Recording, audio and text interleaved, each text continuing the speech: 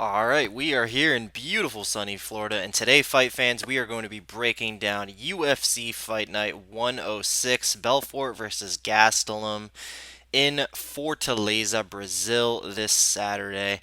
And from a fan perspective, man, I love this card. There is so much good shit on here, man. A lot to look forward to.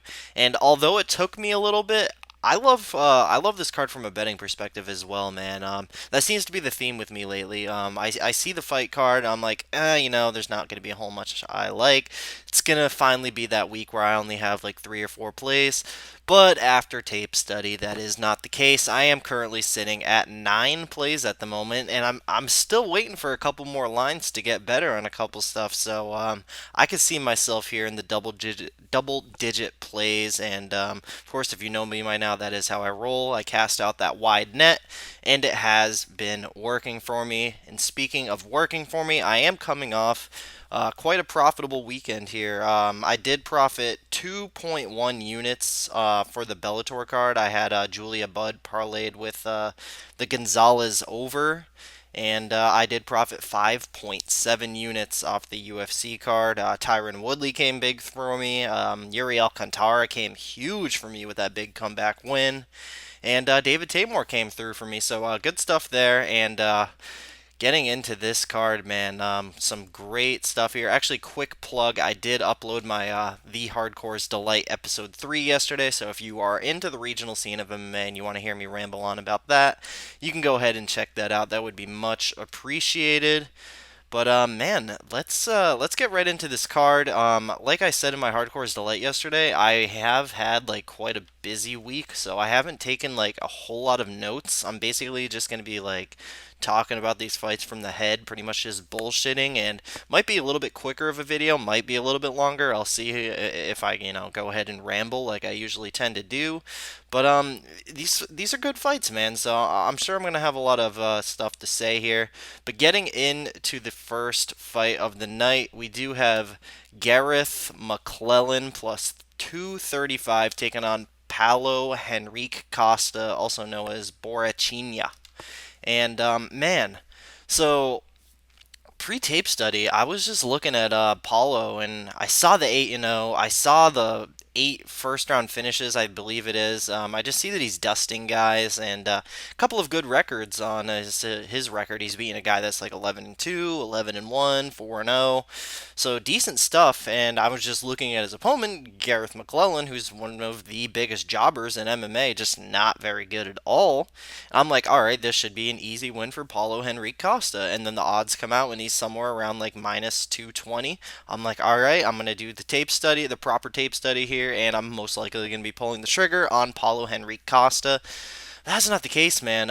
Paulo has a real cardio issue, and if he can't get Gareth out of there in the first round via strikes, I think he's going to have a real tough time in that second and third round. I think Gareth is going to go and probably win that second and third round just based on the UFC experience alone. The better gas tank, tougher dude. He's always in the fight. He's got a third round stoppage in the UFC.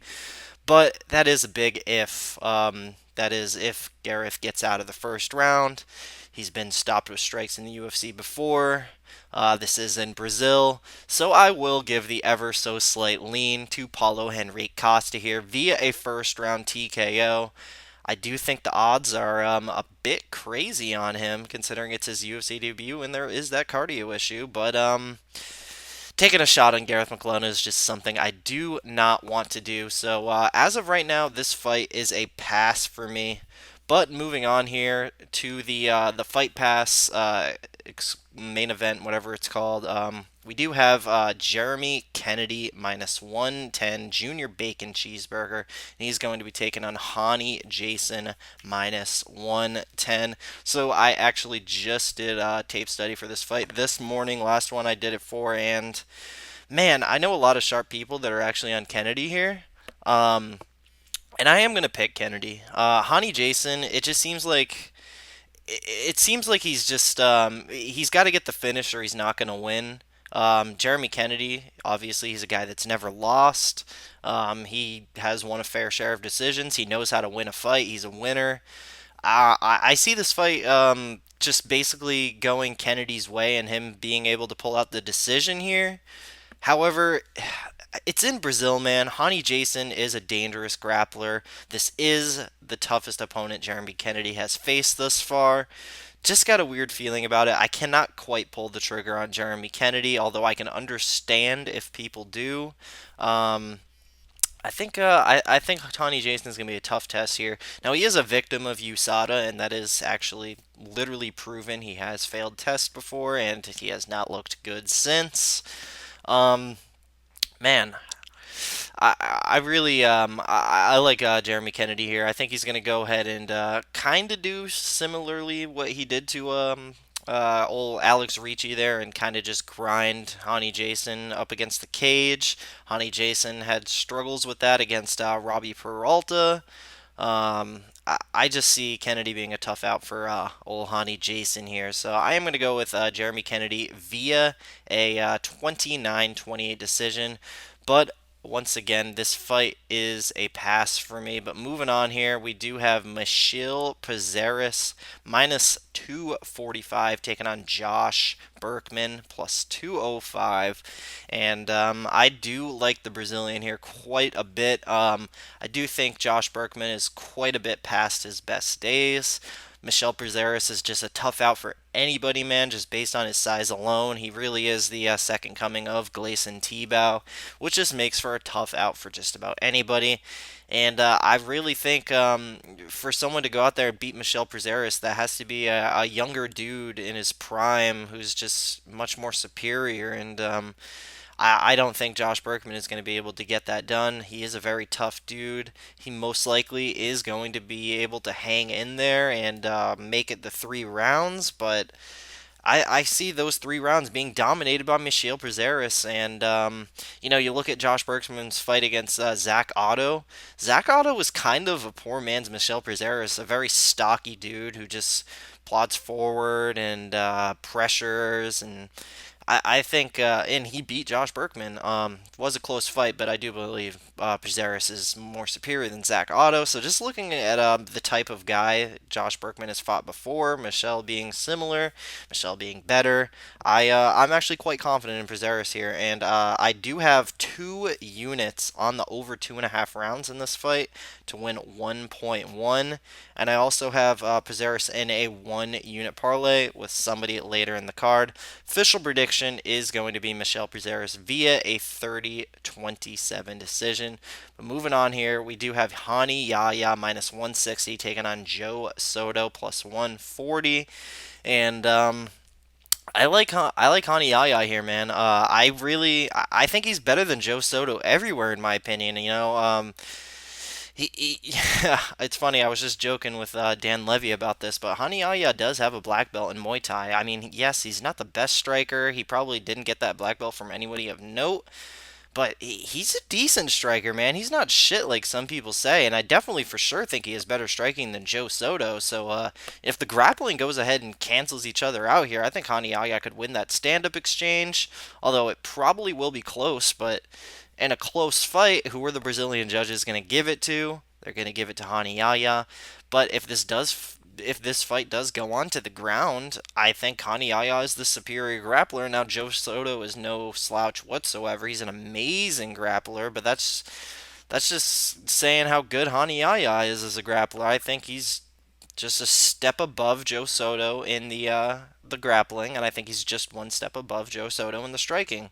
I probably would say Joe Soto has the better cardio, so that could be a little scary. But I think this is Yahya's fight to win here, especially with the Brazilian judges. I do see this going all 3 for the most part. So my official pick here is going to be a 29-28 Yahya decision. And I did ultimately pass on this fight altogether. But moving on here, we do have Sergio Moraes minus 225 taking on Davi Ramos plus 185. Didn't do a whole lot of research on this fight. I basically think, I mean, obviously both these guys are amazing grapplers, and we are going to see some good exchanges there, unless like I said, it cancels. Like I said in the last fight, it just cancels it out, and we do see a striking match here.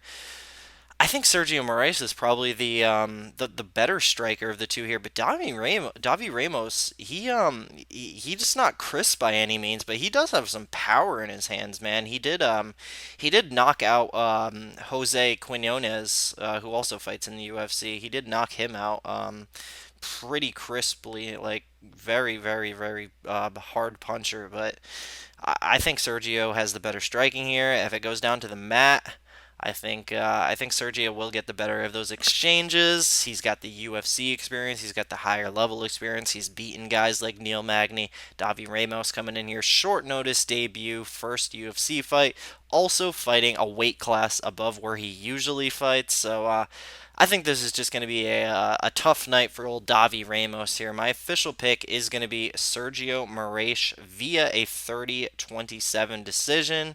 And this fight is another pass for me, man. So next fight here, we got Francisco Trinaldo plus 135 taking on Kevin Lee minus 155. And, you know, I'm a big fan of Trinaldo. I really admire what he's done here, but man, he is an aging fighter, and I've been saying it for a few fights now. You just never know when the dude is just going to completely drop off. You just never know with these old gear guys, but he has been pulling out the victories. He has been beating guys like Paul Felder, but this is a tough matchup for him in a lot of ways, man. He is going in there against the much younger, much more athletic, faster fighter in Kevin Lee. Not only that, this is ultimately a tough stylistical matchup for him, man. I think Francisco Trinaldo's weak area, where he's most vulnerable, is the takedowns. And we all know that Kevin Lee is a sensational wrestler with some great grappling, great at holding guys down. And I ultimately see Kevin Lee being able to hold down Francisco Trinaldo here over the course of 3 rounds. I thought about but pre-tape study, when Trinaldo was plus 130, I'm like, all right, this is crazy, man. I got to do my research on this fight right away. I want to pull the trigger on Trinaldo. He's been on such a roll. But this is definitely Kevin Lee's fight. So then I looked at possibly parlaying up old Kevin Lee here, but I feel weird betting against Francisco Trinaldo just because of such a role he's been on. Kevin Lee, he has a problem with being a little too cocky. You never know when he's just gonna go ahead and make a mistake, like we saw in the Leo Santos fight. This is in Brazil, so ultimately, man, this fight is another pass for me. Do not like this fight from a betting perspective. Although I would say if you're gonna go ahead and put your money on anybody, put it on Kevin Lee. But this fight is another pass for me, guys. So moving on here, we do have the rematch. We got Tim, the Dirty Bird Means, minus 255, taking on Alex Cowboy Oliveira, plus 215. And obviously, in the last fight, all kinds of controversy. Tim Means, he went in there, thought he was throwing those legal knees, but ultimately they were illegal. And honestly, I lucked out there because I did have a play on Tim Means at like plus 100, and probably should have been a DQ, but ultimately the athletic commission or whoever decides that they did rule it a no contest. So I did luck out there quite a bit, but we did learn a lot in that first fight that Tim Means is the much superior fighter. He is better than Alex Cowboy everywhere, and I do look for Tim Means to go ahead and steamroll through Cowboy Oliveira here. I think he can get it done on the feet. I think he can grind Oliveira out for 3 rounds, but ultimately, we know what Tim Means likes to do, and he's going to go ahead and outstrike Oliveira at range. He's gonna push Oliveira up against the cage and work those that dirty boxing, and just he's gonna light Oliveira up here, and he's probably going to go ahead and get a probably a second round TKO. So I'm pretty big on Tim Means here. I don't really think Cowboy has had enough time to make adjustments to where he could possibly win this fight. He did land that spinning back kick on Tim Means, which dropped him. And I do see people saying that it was just the force of the kick that knocked Tim Means down, but I do think that hurt him. But the thing is about that, the odds that Alex Oliveira is going to land that kick again is pretty low. And not only that, if he does, Tim Means recovered from that pretty fucking impressively, man. Really quick. Alex, he pushed him up against the cage right after landing that, and Tim Means ultimately reversed the position and was lighting Cowboy up in the clinch. So, I just all around love Tim Means here, and I do have Tim Means in two parlays here, man. I have one unit on Tim Means and Michelle Prazeres at plus 109, and I do have Tim Means in a one unit parlay with Jimmy Manua, who is fighting next week. Tim Means and Jimmy Manua wins in the distance. I got that at plus 162. Be talking more about that Jimmy Manua fight next week, but yeah, man, pretty big on Tim Means there. Official prediction is going to be a second round TKO. But moving on here, we got Betch Kohea plus 100 taking on Marion Reneau minus 120. So pre-tape study, I was going with Reneau. I just felt like she was probably better everywhere. She'd be able to edge out probably a close decision. Then I started thinking about it a little bit more, and Marion Reneau, the women she has lost to are strikers, and Betch Kohea is a tough out. People forget like just how she starched Shayna Baszler, which isn't the most impressive thing, but she did look good there, and Ronda Rousey kind of like killed her confidence there for maybe a little bit, but she didn't look too bad in the Raquel Pennington fight, and we see how well Raquel Pennington's doing now, just picking up a win over Misha Tate. So this is honestly, man, I have a hard time getting a read on this fight. Like I am not confident whatsoever, which usually ends up meaning this is going to be a super tight split decision. And if you're gonna get a split decision in Brazil, you gotta go with the Brazilian here. So although I bounced my pick around a couple times, I just can't get a good read on it. So in a fight where I think it's going to be close, I'm just going to go ahead and go with the Brazilian here, man. I'm going to go with Betch Kohea via a 29-28 split decision. I think she'll probably be able to outstrike Reneau here over the course of 3 rounds. And I do have this fight. I have the over 2.5 rounds in this fight and a 1.5 unit parlay with something later in the card. But moving on here, man. Interesting line flop here, man. Overnight, I wake up and see that the lines have pretty much just switched. We got Ray, the Tasmanian Devil Borg minus 140 taking on Juicy A Formiga plus 120. And man, I I guess I kind of understand. I it's weird, man. Ray Borg, he's a guy. He's younger than Formiga. He's a ever improving fighter. It, it's just weird. I guess I don't really understand why money is coming on Ray Borg here. I guess I can see it at plus money. This probably is going to be a close fight, but in a close fight, why are you going to bet on Ray Borg in Brazil? Juicy Formiga, obviously the Brazilian in Brazil. If this ends up being a close fight, they're going to give it to him. And based on my assessment of the fight, I don't think it'll be razor close. I actually tend to lean with Juicy Formiga with a decent amount of confidence here. He's a super tough out, man. Ray Borg. Obviously, he's a sensational grappler, but so is Juicy Formiga, man. He's probably the most underrated guy in the flyweight division. I feel like him being plus 120 is a bit disrespectful here, man. We saw what he did to old Wilson Hayes, who's fighting for the belt next. He beat him over the course of 3 rounds. He's looked impressive ever since. Even getting a split decision with Henry Cejudo is a nice feather in the cap. That fight could have gone his way, although I do think Cejudo won it. But so I do think Juicy Formiga has the grappling advantage here ever so slightly. But even if it stays standing, the grappling once again cancels each other out. Borg has been susceptible to decent strikers, and Juicy Formiga is an ever improving striker, man. I really like Juicy Formiga here, and I wish I would have waited to pull the trigger on him because he is plus 120 now. But I did put old Juicy Formiga in a parlay.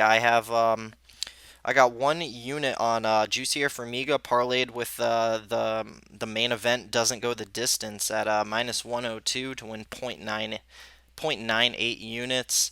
So I just like Juicier Formiga wherever the fight goes. I'm comfortable laying my money on him, especially here in Brazil. So official pick is Juicier Formiga via a 30-27 decision, and I might look to add another unit if this line just gets out of hand, like plus 140 maybe, but I don't see that happening. I think money is going to come back in on old Juicier Formiga there. But moving on here, we do have easily the best fight of the night. We got Edson Barboza minus 185 taking on Beneil Dariush plus 160. And when the fight very first got announced, I saw a majority of people going ahead and picking Edson Barboza, and I was one of the few people to say I think that's a good fight for Benny. I think he's gonna win that, and I kind of had to defend myself to a big extent there.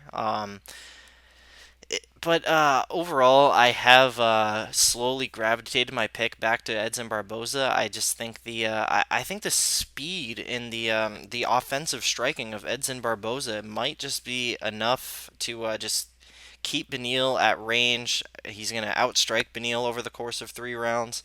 But the thing is here, man. Beneil Dariush is no slouch, and he has turned himself into quite the offensive striker. And Edson Barboza isn't the most defensively sound. I could absolutely see Beneil Dariush going in there, and although I think it's unlikely, I wouldn't be shocked if he went out there and starched Edson. But I think I think he's going to be able to go out there and hurt Edson with a big punch maybe in the beginning and kind of throw him off. I think he could ultimately close the gap and do what he did to old Rashid Magomedov and just work that clinch over the course of 3 rounds. Um, Man, this is I watched most recently the common opponent they had, which was Michael Johnson. Beneil did get the win over Michael Johnson, and Edson did lose to Michael Johnson, but I think Michael Johnson beat them both. That Beneil decision was pretty bad, but I do think Beneil had more success against Michael Johnson, so this is a really close fight to pick for me. I think the lines should look more like Edson Barboza minus 120, Beneil minus 100. So at plus 160 here for Beneil, I did think about taking the shot on him, but I gotta pass. I think Edson he might just be a little bit too slick for Beneil here. I think he's gonna be able to outstrike him over 3 rounds. Not the most confidence though. So when it comes to betting on either guy, I am gonna go ahead and pass on that. But I do have the over 2.5 rounds in a 1 unit parlay here, and I'm pretty confident in that cashing. I've been a little worried thinking about Beneil possibly going out there and starching Edson, but I think that's unlikely here. I think if Beneil wins, it's most likely going to be how he beat Rashid. But pick is with Edson anyway, and I don't see Edson being able to go out there and stop Dariush. So I'm feeling pretty good about the over there. But moving on here to the co-main event, we got Mauricio Shogun Hua minus 140 taking on Gian Villante plus 120. Not gonna talk about this one too much. I actually am gonna go with the upset here. I am picking Gian Villante to go out there and knock Shogun out early, and the reason is I just don't think Shogun his chin's all there anymore. I mean, OSP who doesn't have as good striking as Gian, and I don't think he hits as hard as Gian. He went out there and starched Shogun in about 30 seconds, and that was in Brazil. I think that yeah, that was in Brazil. Um, and then Shogun's last two opponents after that, Little Nog and Corey Anderson, those aren't guys who really go out there and starch people. And Gian is, man. Gian's got some power. I mean, you look at the common opponents here between Gian Villante and Shogun, which is Corey Anderson. Shogun, I would say, I don't know. I'm not so sure he really deserved that decision over Corey Anderson. I think Corey edged him out there a little bit, but Gian, he was losing to Corey, and then he landed one of those big bombs on Corey Anderson's face and knocked him out. Um, I basically just think this is going to be a Gian Villante first round KO, or right at the beginning of the second round when Gian is gassed from chasing Shogun around in that first round. I think Shogun, obviously with power being the last thing to go, and Shogun does have power, I think he's going to be able to knock out Gian Villante in the beginning second round. So this fight should be pick'em to me.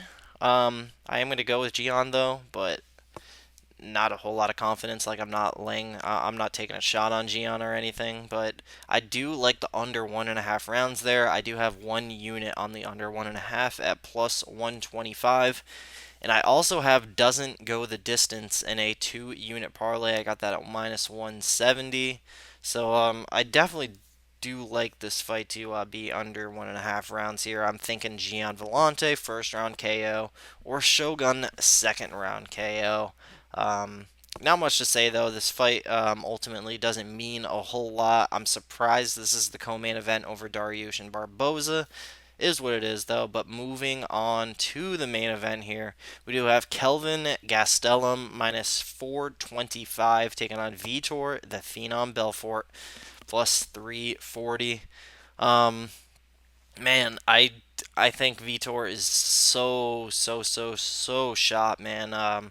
He just doesn't have it anymore. I mean, of course he's still dangerous in the first like 2 minutes or so, but that's pretty much it, man. He kind of just gives up afterwards, and Kelvin Gastelum is a guy that's just been on an absolute roll. He looked so good at middleweight in his last fight.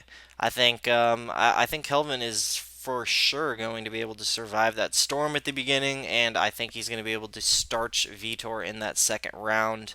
Um, Vitor kind of just. It's weird, man. Like, he looks so good in the first 2 minutes. I guess it's a cardio problem. It might just be a I don't give a fuck problem as well. But, it's just a matter of whether or not he's going to be able to go out there and starch Kelvin in the first 2 minutes. And Kelvin just looking so good lately. Kelvin's never been knocked out, never even been close to being knocked out. And Vitor, he's in Brazil, but Kelvin's just too much of a tough task to ask for here. And I do like Kelvin Gastelum quite a damn bit here. I think, like I said, just going to be able to survive that first round, go in there in the second, and put Vitor away with strikes. And I do have quite a bit of plays in this fight. I do have one unit on Kelvin Gastelum wins in round two. I got that at plus 325 to win 3.1 or 3.25 units. I do have Gastelum parlayed with that Barboza over, and the main event doesn't go the distance parlayed with Formiga, and I also have won't start round four parlayed with the Shogun fight doesn't go the distance, 2 units to win 1.7. So yeah, I love this fight just to end early and violently and in the hands of Kelvin Gastelum there. So yeah, man, that is UFC Fight Night 106, Belfort versus Gastelum. 28 minutes. This definitely went a lot longer than I thought it would. Thank you guys all so much for watching. Like the video, takes just 2 seconds. Subscribe. I'm so happy with all the subscribers I've been getting lately. You guys are all savages. Thank you so much. Comment below. Tell me who you are betting on this weekend. And as always, enjoy the fights.